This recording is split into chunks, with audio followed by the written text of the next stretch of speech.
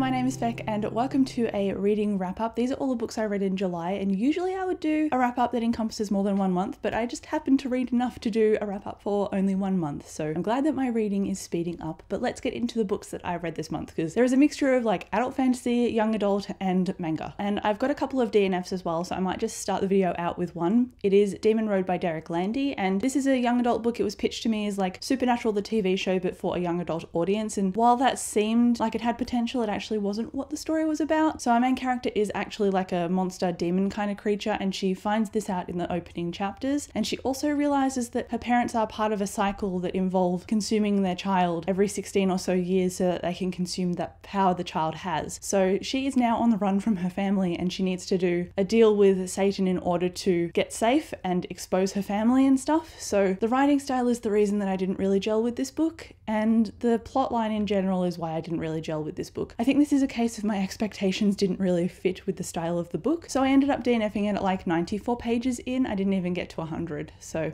yeah, it wasn't really vibing with me. And then next I read a physical book that is quite long, and it is an adult fantasy. It is Eye of the World by Robert Jordan. This is the first Wheel of Time book, and I really enjoyed this one. If you've missed it, I did a spoiler-free review for this book, and then I also did a spoiler vlog as I was reading this book, so I could capture all of my reactions, because I know that this is quite a popular series, and that's what intimidated me in the first place about starting this, but I ended up really liking it. I gave it 4.5 out of 5 stars, and it has all of the classic tropes that you would expect in a fantasy, like the farm boy that is rising to power trope, the quest trope narrative, and a bunch of others as well. But even though it had these tropes, I said this in my spoiler-free review, even though it had these tropes that you're quite familiar with, it actually doesn't make it a bad book because of these tropes in it. It does interesting things with them. And for example, the hero trope, or the unwilling hero, or the farm boy trope, it had Rand, the main character, and it had a few other characters as well that became part of the quest, not just Rand. So that's what I quite liked about it. It was dynamic, and even though it was quite long, it built up the setting and the characters and the world building in a way that I could actually care about the consequences of things that happen to the characters in here. And it does follow Rand primarily. We read from his perspective, and the inciting action is effectively he is helping his father out with Winterfest, their preparations, and they go home that night so that they can return to the village in the morning to celebrate Winterfest.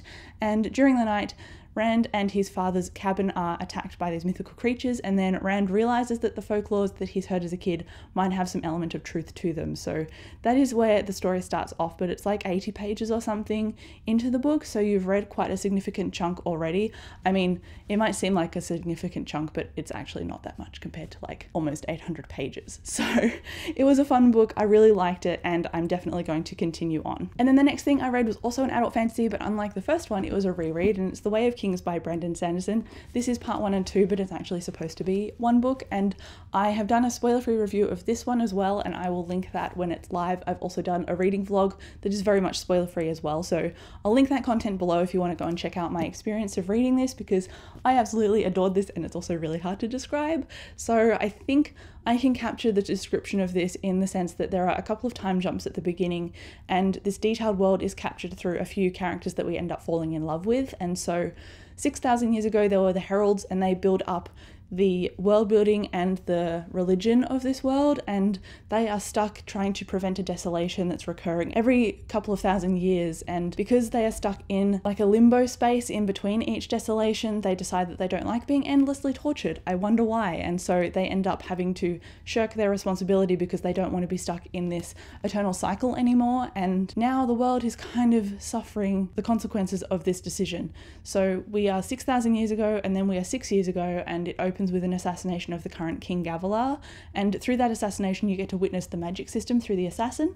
And then after that is in present time, so that was 6 years ago, and we follow Kaladin, Dalinar, and Shallan, our 3 main characters. It is a very detailed series, but it's got such interesting perspectives that are very unique to these characters, and ultimately these characters are why I love this series. So if you haven't picked it up, please do. I obviously gave this 5 out of 5 stars, and I'm rereading this series in preparation for Rhythm of War, which comes out in November. So while I was doing my reading vlog for The Way of Kings, I actually also read True Life by J. Kristoff, and I unboxed this on camera in that reading vlog. And I bought this because I love J. Kristoff, I really like his writing, but this series is not gelling with me the same way that his Nevernight books did, unfortunately, and I ended up giving this final installment in his trilogy a 2.5 out of 5 stars instead of, you know, a 3 or 4. And This trilogy starts out with Lifelike, the second book is Deviate, obviously True Life is the conclusion, and Lifelike follows a girl named Eve, her best friend Lemon Fresh, and they're living in this, I guess, dystopian, also steampunk kind of world. It's kind of gritty and grimy, and they've entered this robot into this fighting contest competition, and the robot is not a winner, and so they're trying to dig through the trash to get scrap pieces of it back. And while they're doing that, they discover a lifelike, and he is actually looking like a person, but he's an AI and he's built to look like a human being. So he's kind of human, but not, and he has people chasing after him. So that's where the narrative starts off. We follow Eve's perspective mainly in the first book, and then we get to see more of screen time of Lemon Fresh, her best friend, in the second book. And so the third book is where everything kind of comes to a head. But there was a lot that I disliked about this book, and that kind of outweighed my feelings of what I liked. So I liked the world building, I liked Lemon Fresh, but the things about this that I didn't like was that the characters seemed to have really strong responses to things that didn't have a lot of backing up in order for those responses to happen naturally. It seemed to happen because the plot needed it to happen. And I found that this experience was universal in my reading of Aurora Burning, the second book in the Aurora cycle. And that is a series that Jay wrote with Amy Kaufman, his co-author, and the way that characters in that responded were similar to the way that they responded in this. There wasn't enough concrete evidence in the plot for them to do that, and their characterization just needed them to do that in order for something to work later.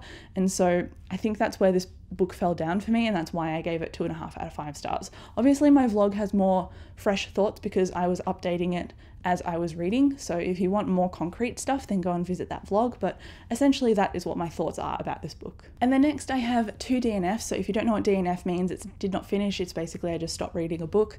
The first one is A Town Called Dust by Justin Woolley, and this is an Australian young adult book, and it has a zombie apocalypse kind of scenario in it, and you open with this character who I think is in a hot air balloon and he's monitoring the gates to the town that's called Dust. And so it's a survival story, I think, but he is just the lens that we see the opening chapters in, and then we're moving on from him to a teenager called Squid. And I just didn't gel with the writing style. I found it quite bland, and it just kind of told me what was happening. It didn't connect me to the character in the moment, and I tried reading past the guy in the opening chapters just in hope that I would like the main character that was in the blurb, but again, the writing style was pretty similar in both instances. It was third person, but I still expect a certain amount of connection in third person to character that is being written. So unfortunately, I just didn't like the writing style, and I had books 1 and 2 on my to be read pile, so I ended up unhauling both after I DNF'd the first book at like 12 pages. So that is that for that book. And then I read significantly more in my next DNF, and that is Holding Up the Universe by Jennifer Niven. This is about a girl who used to be so large and so overweight that she had to be literally cut out of her house and hoisted by a crane, which sounds, I know it sounds absolutely ridiculous. And so there's her, and then there's this other guy who actually can't recognize faces. And so whenever he sees somebody, they could be a complete stranger or his mother. And so it's actually a mental illness. It's a disease of some kind. So I can't remember what it's actually called, or if I do remember, I don't know how to pronounce it. So when I was reading it, it just kind of became a blur in my head. So I'll put it on the screen so it's clear. But we follow both of these characters. Naturally, they are from very different worlds, and they end up having a romance together in kind of unforeseen circumstances. And the reason that I DNF'd this book was because the narrative was that she was bullied all the time for her weight, even though she's been through rehabilitation, counselling, which was the only good thing that was done in this book, and weight and diet classes and exercise classes. And it's been like 2 to 3 years since that incident, and she's really worried that people are going to recognise her from TV because it was, of course, televised when she got cut out of her house. And so she kept getting bullied for being overweight, and I googled it because I don't function in pounds. I'm from Australia and we do centimetres and kilograms here.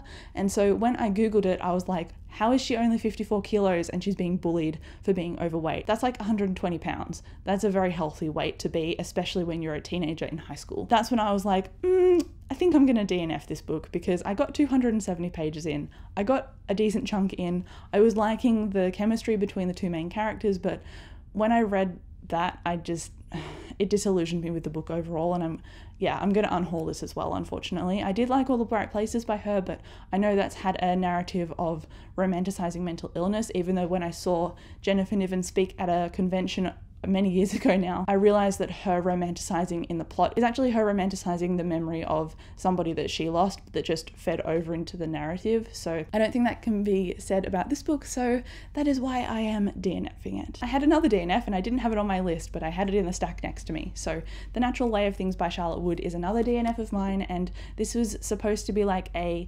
Australian Handmaid's Tale kind of story. I get the fact that it's kind of dystopian-ish. We open with a couple of different girls and they've been spirited away to this place where they are now essentially slaves, or worse than slaves, and they're being treated like crap. Their heads have been shaved, they're being kept by these men and made to do all these runs that are scalding because of the heat of the Australian outback. They've got horrible blisters and they just don't get treated very well. They get smashed around and stuff, and while that might be an interesting dystopian premise, I didn't actually get very far into it. I got like 50 pages in, and by that point I was expecting to at least connect with one of the girls that we heard from, but while I was distantly interested in what was actually happening to them, I wasn't actually caring about who the characters were, so that is why I ended up DNFing this one as well. So I have a bad track record at the moment of DNFing books because I just want to find stuff that I enjoy. I think when I reread Way of Kings, it set the tone that I wanted more 5-star books in my life, and I've just been failing at finding those apparently. And then next up is actually not a DNF, surprise surprise. I read A Monster Calls by Patrick Ness, and this is a book that is only like 300 pages long, not even, and so I hesitate to describe it too much in case I give stuff away. So my tiny little synopsis is going to be that there is a boy in here, he's dealing with his mother who has a terminal illness, he's going through a lot of grief and anger, and at nighttime he's visited in his dreams by a monster.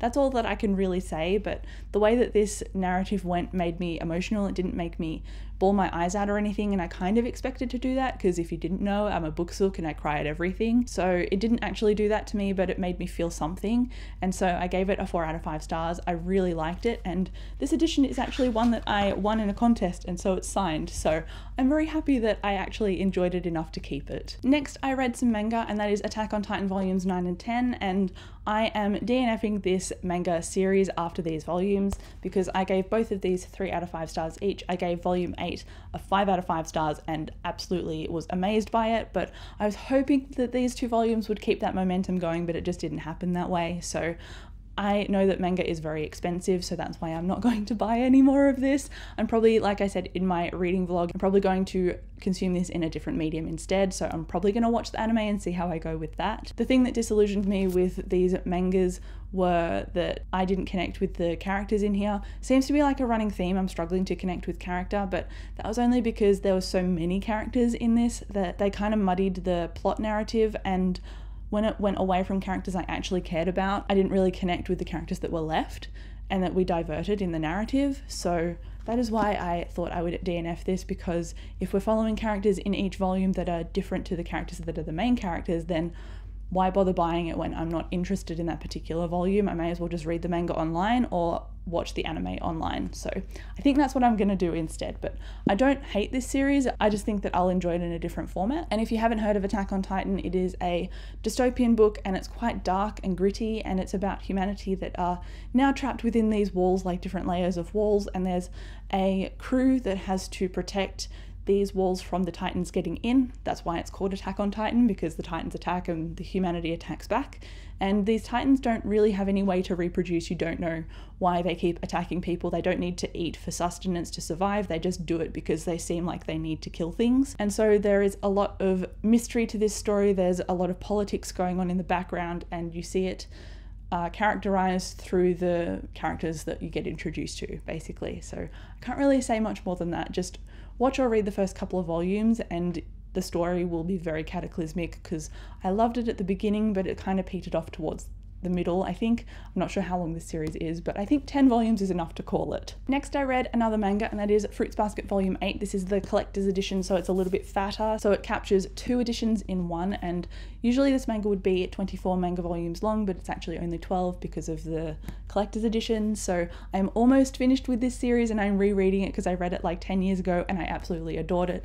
This, if you haven't heard about it, because I've talked about it in a couple of videos now, is about Toru. She stumbles across the Soma family, and they have a long-standing family curse of when they get hugged by a member of the opposite sex, they turn into an animal of the Chinese zodiac. So she has to kind of keep their secret. She's got to grapple with their long-standing history of emotional abuse and physical abuse from their families, and they're trying to get away from it, but they can't really get away from it because of the curse. So this involves a lot of friendships and love and rom-com-y romance. It's quite funny, but it also has darker moments of tension that kind of underlies the characters as well. And there is an unspoken kind of feud with the family members that Toru helps iron out. So I love the way the characters develop in here. I love the romantic comedy element. I love that it's funny but also dark. So this was a volume that went into the backstory of one of the main characters, and I really enjoyed seeing his backstory. I knew it already because I remembered it from my first read through, but just how dark it was and how alone he felt, it was just so heartbreaking, and I really loved this volume because it built so much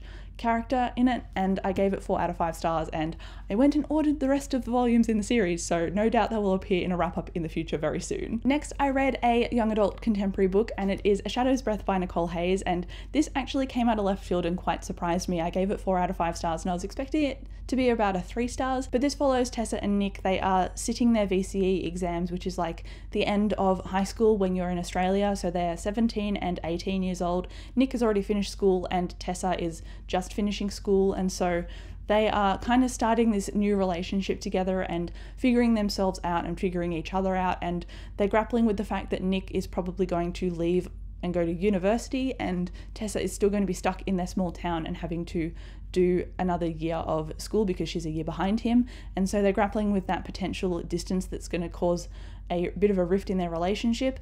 And Tessa is also grappling with the fact that her mother is an alcoholic. She's a recovering alcoholic, and her father, who is a stand-in because her father passed away when she was a bit younger, he is a abusive father, and so there is an abusive relationship, there is an alcohol abuse situation, and I thought the way it was handled in here was all very mature and it didn't pander to stereotypes. It was very realistic, and I like the relationship that Tessa had with her mother. I like her internal dialogue with herself. It was quite, like I said, realistic, and I could believe the characters. And what happens in here at the beginning is, you know, Tessa and Nick got into a car accident because they went around a corner too fast and kind of went off a cliff. And so it's about them surviving in the wilderness, and it also has flashbacks to what their relationship is as it starts to build. And so you get context about who they are in their life as well as them surviving in this wilderness. And I like those contrasts, and I like when the storylines eventually merged and came together, obviously closer to the end because the timelines get closer and closer. So yeah, this kind of punched me emotionally and I didn't expect it to, and I really enjoyed it for that reason. So like I said, 4 out of 5 stars. I really liked this one. And then I also read another Australian young adult book, except this one was contemporary, yes, but it had a flair of urban fantasy in it, and it's Valentine by Jodie McAllister. And this follows a girl named Pearl. She is 17 years old and she is encountering some weird stuff that's going on in her life. She is born on Valentine's Day, the same as 3 other people in her class, and she has to grapple with the fact that she has just been made school captain with this guy Finn that she has this kind of feud with. It's kind of like an enemies to lovers kind of situation in here, and I like the tension that that caused. While this is going on, while this rom-com-y stuff is happening, there is also a background element of the Fae, and something is going down when one of Pearl's friends goes missing, and so it has a mystery element to the middle of the story as well as the rom-com-y aspect around the outside. So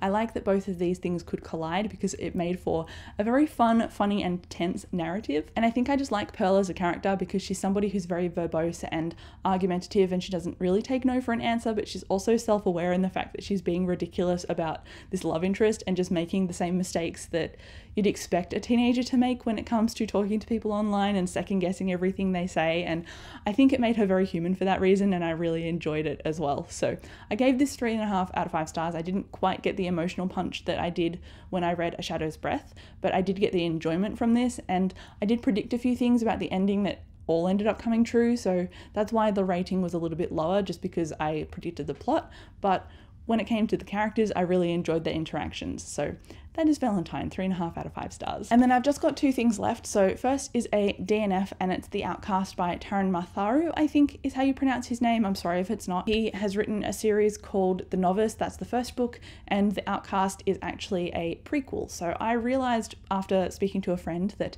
The Outcast has spoilers for the trilogy, so I'm lucky that I DNF'd it at 12 pages in, because the way that this took off, it was about this guy who was trying to escape from his life, and he was planning to take the horse of a nobleman who was staying at the inn he worked at overnight, and while he was about to steal the horse in the dead of night, he stopped to read a scroll that the horse had in the saddlebags belonging to this nobleman. And honestly, if the scroll was that valuable, why keep it on your horse? But anyway, he read this scroll out and he accidentally summoned a demon. And then in the next few pages, you overhear the king who's having a conversation, and for some reason this character didn't run away because he probably got sprung trying to summon the demon. I think he passed out, actually. Convenient pass out. And so the king is describing the way that demons only pass down through family lines, and that there is this school that is specific for the study of demons, and that someone who is a commoner can't inherit demons. Like, I thought if I was reading this, the character should already know this because it's part of the world building. It didn't seem like a mystery that the character wouldn't be privy to.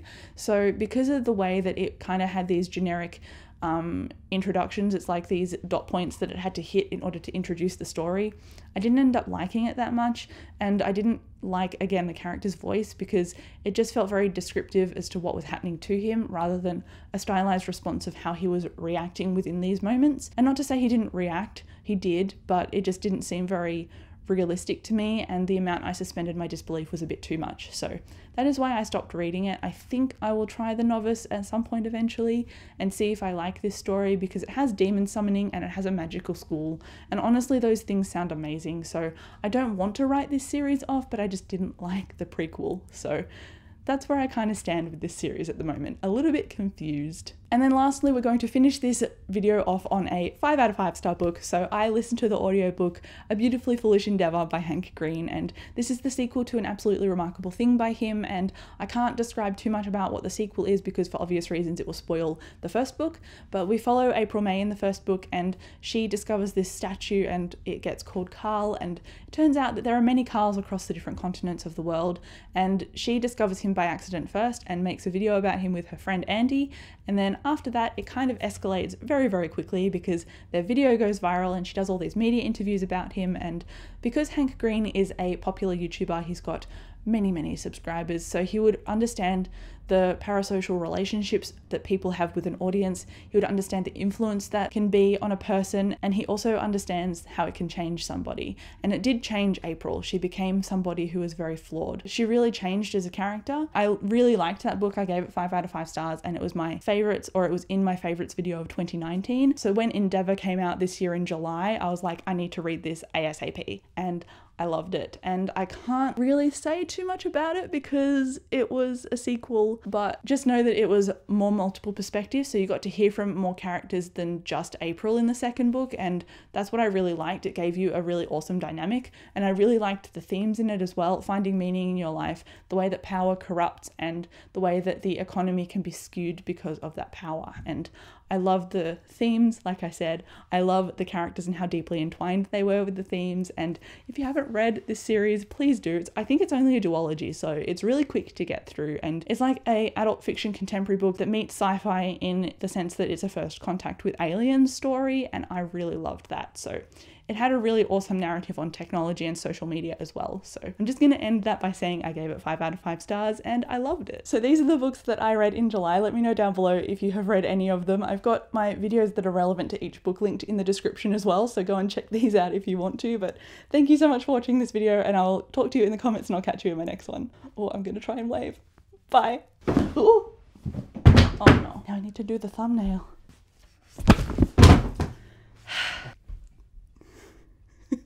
Thank you. Excuse me.